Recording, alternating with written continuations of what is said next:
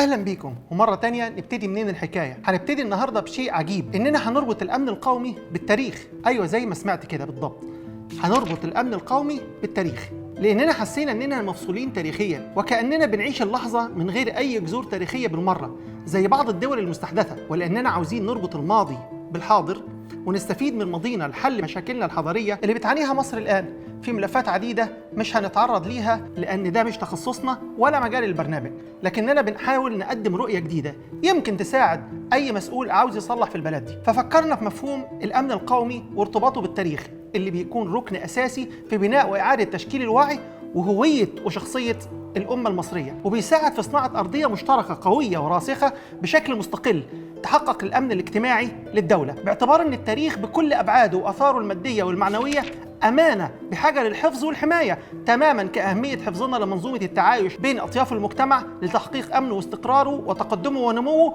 وحفظ الاثار المصريه كلها وضمنها التاريخ. سامعك اللي بتقول ايه علاقه الهويه بالامن القومي بالتاريخ؟ اعزائي المشاهدين، زي ما قلت لكم في الحلقه اللي فاتت، حلقة حرب الرواية، فاكرينها؟ أرجوكم اللي ما شافهاش يروح يشوفها قبل ما يكمل الحلقة ديت، لأن الترتيب بالنسبة لنا مقصود ومهم. نرجع تاني، اتكلمنا عن أهمية حرب الرواية وخطورتها في صناعة وتغيير التاريخ، ووضحنا حرصنا على التعرض لخطورة الرواية السائدة عن التاريخ المصري القديم وضرورة مراجعته. ومن المهم كمان إننا نوضح العلاقة بين الأمن القومي والهوية والتاريخ. فاصبروا وتابعوا الحلقة، ووعدكم بأن الطرح اللي هتسمعوه فيما وراء الأهرامات هيكون برؤية وروح جديدة، ولو ما كانش كده فعلى الأقل هيكون فتح كلام لإعادة التفكير والبحث للوصول للحقيقة وعدم الاستسلام لأي رواية، حتى الرواية اللي بنقولها لكم هنا فيما وراء الإهرامات. ومن اللطيف إننا نعرف إن الهوية عبارة عن ثقافة ولغة لشعب بيعيش في مكان محدد وبيجمعوا تاريخ مشترك، وكل ده بيتسمى بالبصمة الحضارية المميزة لشعب دون آخر،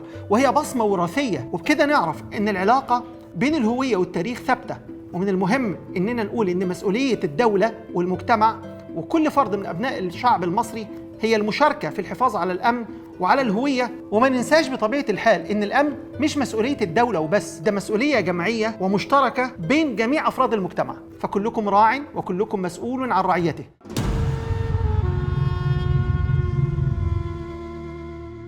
وفيما وراء الإهرامات بنعتبر كل ما سبق من ملامح الأمن القومي اللي ينبغي علينا جميعا حمايته من أي اختراقات للثقافة الدخيلة على المجتمع المصري. وعلشان عقلك ما يروحش بعيد، افتكر إن قلت المختلفة عننا، يعني أقصد ولاد العم، ما أقصدش بقى إخواتنا وحبايبنا العرب من المحيط إلى الخليج، لأنهم منا وإحنا منهم. الراحل جمال حمدان أستاذ الجغرافيا في كتابه شخصية مصر دراسة في عبقرية المكان بيقول إن المصريين من أكثر الشعوب تجانساً في العالم، وبيأكد إن مصر فرعونية بالجد، عربية بالأب، وكل من الجد والأب من أصل واحد، غير إن العرب هنا قد غيروا ثقافة مصر بالدقة والتحديد. وقصد جمال حمدان بالأب الأب الاجتماعي في الدرجة الأولى ومش الأب البيولوجي. وعلى هذا الأساس فإن عروبة مصر محسومة بالنسبة لجمال حمدان المعتز بأصول مصر الفرعونية، لأن ما فيش تعارض بين العروبة وبين الفرعونية حسب وجهة نظره. وطبعا كلنا نعرف إن استخدام مصطلح الأمن القومي انتشر بشكل كبير في الفترة الأخيرة من غير ما يكون عندنا إحنا كأفراد أو مجتمع حق التحدث عنه أو المساهمة بدعمه والبحث عن سبل لتعزيزه. حتى بقى مصطلح الأمن القومي وكأنه حكر على كبار القادة وخصوصا الأمنيين منهم، وده بنشوفه إنه غير منطقي وغير طبيعي بل وغير صحي بالمرة. فالأمن مسؤولية الجميع، المجتمع وأفراد وجماعات ومؤسسات وأحزاب، يعني لازم يكون كل واحد منا دور في صناعة وتطوير ونمو وتعزيز الأمن القومي عبر ممارسة المسؤولية الفردية الأمنية. وكمان من المهم إننا نعرف إن الأمن القومي مش امتلاك القوة والتجهيزات والمعدات العسكرية والتدريب المستمر لمواجهة أي تهديدات عسكرية خارجية. فالتفسير ده مع الأسف قصير النظر وكان قديم شوية، لأن القوة العسكرية لوحدها مش كفاية لحماية أمن أي بلد، والدليل على ده إن الاتحاد السوفيتي نفسه سقط وهو القوة الثانية في العالم المنافسة لأمريكا. السؤال هو إيه تعريف الأمن القومي؟ الثعلب الأمريكي الراحل هنري كيسنجر عرفه بأنه أي تصرفات يسعى المجتمع لتحقيقها لحفظ أمنه وحقه في البقاء. أما روبرت ماكنامارا وزير الدفاع الأمريكي الأسبق فقد عرف الأمن القومي على أنه هو التنمية، وبدون تنمية لا يمكن أن يكون هناك أمن، وأن الدول التي لا تنمو في الواقع لا يمكن ببساطة أن تحقق الأمن. وأهم قوة بتساعد في حماية الأمن القومي هي قوة الوعي والتثقيف بأهمية الأمن القومي وأبعاده وتحدياته اللي بتؤثر على حاضر ومستقبل الدول والشعوب. وعلشان كده يجب على الجميع العمل لتحديد التحديات والمشاكل والعمل على تطوير السياسات الفعالة لتحقيق الأمن القومي بجميع أبعاده وبما يتناسب مع الحاجات وتطلعات والأهداف والمصالح الاستراتيجية للدولة وما يخالفش قيمها وعقيدتها ومبادئها وأخلاقها بطبيعة الحال. وعاوزك تخلي الكلام ده في دماغك واحنا بنكمل حكايتنا مع بعض في ما وراء الإهرامات عن الأمن القومي. ودلوقتي هنتناول بعد تاني مهم من الأبعاد المجهولة أو المنسية أو غير الواضحة عن الأمن القومي المصري، ألا وهو البعد الحضاري للتاريخ المصري القديم، أو إن شئت قلت الأمن التاريخي، واللي في القلب منه حفظ التاريخ المصري القديم من التحريف والتزييف والتشويه والتضليل. وهنا أقصد بشكل أساسي تاريخ مصر القديمة أو مصر الفرعونية بالتحديد بكل أثارها الحضارية العمرانية وأهرامات ومعابد وتماثيل وجداريات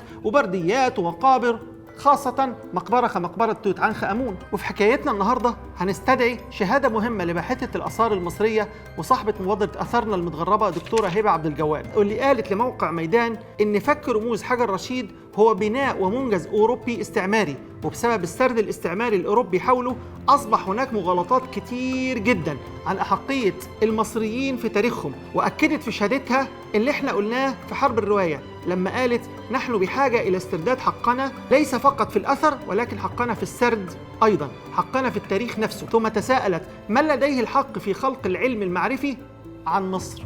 وأحب أنوه لحضراتكم إنه هيكون لنا وقفة هامة جدا في حلقة خاصة من حلقات ما وراء الإهرامات هنتناول فيها مفاجأة كبيرة عن حجر رشيد وموضوع فك رموزه، اللي احنا هنقدم فيه رواية ربما تكون مفاجأة للبعض وهيسمعها البعض منكم لأول مرة، فتابعونا في الحلقات اللي جاية. لما بيقول خلقت كل شيء وحدي ولم يكن بجواري أحد، انتهى الموضوع.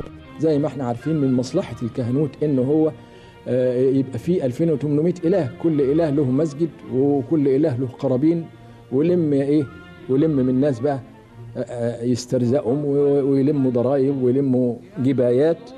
وكذلك الملك والحاكم يهمه ان يكون في 2800 حزب ويخبطوا البعض عشان هو تسلم له الامور وهو قاعد فوق ويستغل الناس. وتكون النتيجه ان التاريخ الفرعوني كله مزيف، واللي وصل لنا من هذا التاريخ محرف تماما، ولان اللي كتبه الاقوياء.